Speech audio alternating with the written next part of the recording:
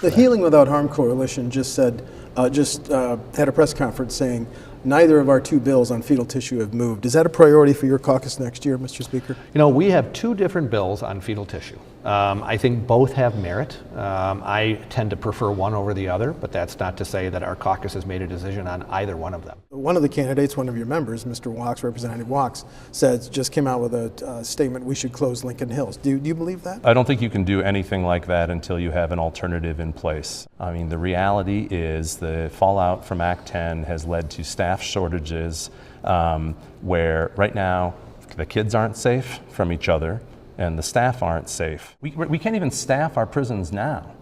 I mean, the reality is, you know, when I tell you that we have people working 6 16-hour shifts in a 2-week period because they're forced to, if we're going to build another prison. Would Foxconn make this potentially huge investment in Wisconsin, in Racine County, if a Democrat's elected governor?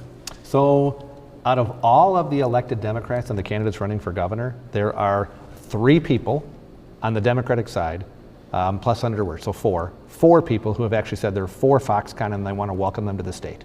Mr. Fields, Mr. Mason, Mr. Barca, and Mr. Wirtz. Yes. Everybody else has universally said, we wish you wouldn't have come here.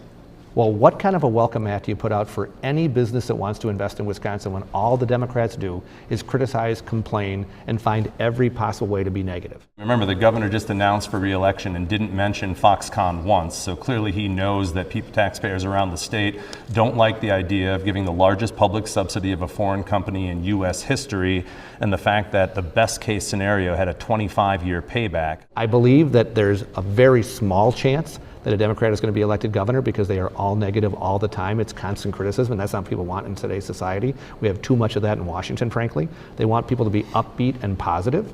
So I think this is one of those things that people are going to look, and over time, the deal will get better and better.